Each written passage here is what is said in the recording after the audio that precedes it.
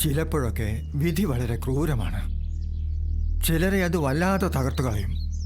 നീ നാട്ടിൽ വന്നതിന് ശേഷം എന്തൊക്കെ സംഭവിച്ചു എന്ന് നിനക്കറിയാത്തതുപോലെ നീയോട് വരുന്നതിന് മുമ്പ് എന്തൊക്കെയാ സംഭവിച്ചതെന്ന് എനിക്കും അറിയില്ല. നിന്നെ ഇവിടെ ചുരുട്ടിച്ച കവിത അവളൊരു മാലാഖയായിരുന്നു. കരുണയും സ്നേഹവും മാത്രമുള്ളവൾ.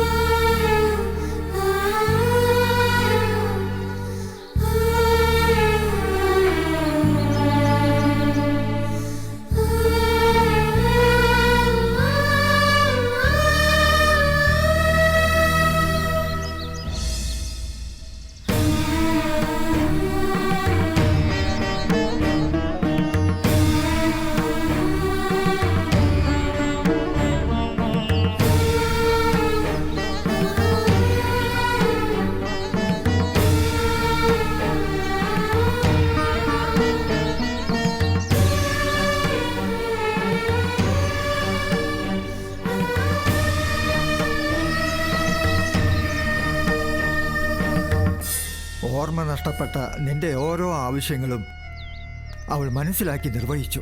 പക്ഷേ അവൾക്ക് ദൈവം ആയുസ് കൊടുത്തില്ലല്ലോ എന്ന് ഓർക്കുമ്പോഴാ സങ്കടം. ഈ ചിതാവസ്ഥ നിന്നെ ഏൽപ്പിക്കാനൊരു കാരണമുണ്ട്. അവളൊരു അനാഥയായിരുന്നു. അവളുടെ ആത്മാവിന് വേണ്ടിയുള്ള കർമ്മങ്ങൾ ചെയ്യാൻ നീയാണ് ഏറ്റവും യോഗ്യനെന്ന് എനിക്ക് തോന്നി. കാരണം നിന്നെ അവൾക്ക് അത്രയ്ക്ക് കാര്യമായിരുന്നു.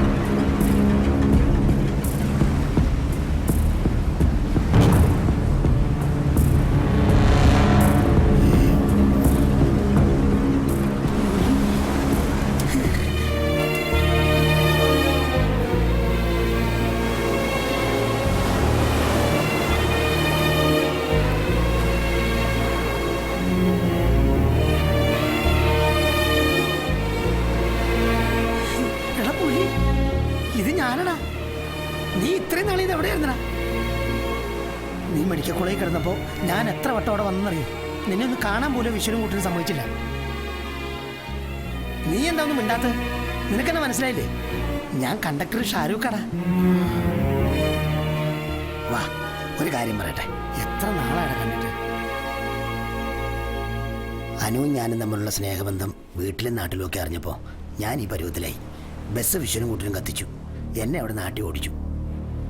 വേറെ ഒരുത്തിനുമായി അനുവിൻ്റെ കല്യാണം കഴിഞ്ഞു. അവളെക്കുറിച്ച് ഓർക്കുമ്പോൾ സങ്കടമുണ്ട്. എന്നാലും ഞങ്ങളെ സഹായിക്കാൻ വന്ന നിന്റെ ഗതി ഇതായല്ലോ എന്ന് ഓർക്കുമ്പോഴാ. അല്ല, നീ കവിതയെ കണ്ടിരുന്നു? കണ്ടു. വിശ്വന്റെ കൂടെ അവന്റെ പെണ്ണായിട്ട്. വിശ്വന്റെ പെണ്ണോ? നീ എന്ത് ഭ്രാന്തായി പറയണേ? അതെ, അവര് തമ്മിലുള്ള കല്യാണം കഴിഞ്ഞു. അവിടെ സുഖമായിട്ട് ജീവിക്കട്ടെ. എടാ, ശ്ശേ. പെണ്ണല്ലേ, എന്തും മറക്കാൻ നിമിഷ നേരം മതിയല്ലോ. എടാ, അത്തരം ഒരു പെണ്ണല്ല അവള്. അവൾ ഒരുത്തന്റെ ഭാര്യ ആയിട്ടുമില്ല. നിന്നെ മറന്ന് വേറെ ഒരുത്തന്റെ ഭാര്യയാവാൻ അവൾക്ക് ഒരിക്കലും കഴിയില്ല. അവൾ ഇപ്പോഴും നിനക്ക് വേണ്ടി കാത്തിരിക്കുക. അവളെ പോലെ ഒരു പെണ്ണിനെ ഈ ലോകത്ത് കാണാൻ കിട്ടില്ല. പോയി വേഗം കൂട്ടിക്കൊണ്ട് വാടാ അവളെ.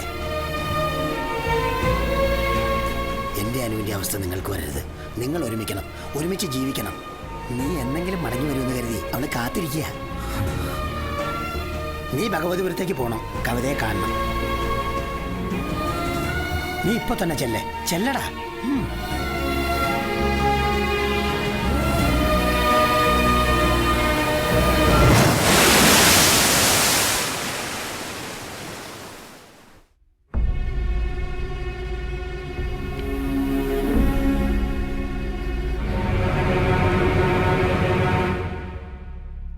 എവിടെ വെച്ചാ ഇയാൾ മിസ്സിംഗ് ആയത്?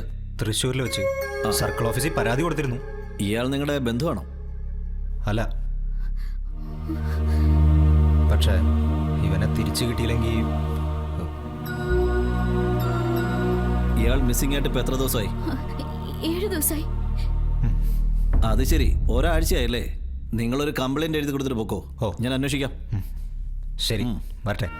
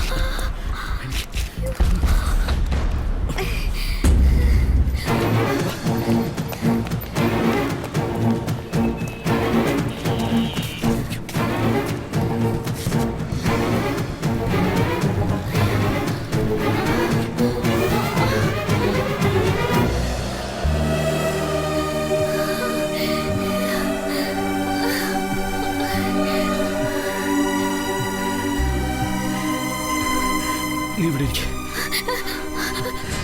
പുള്ളി വേണ്ട, ഞാൻ മരുന്നെന്തെങ്കിലും വാങ്ങിട്ട് വരാം.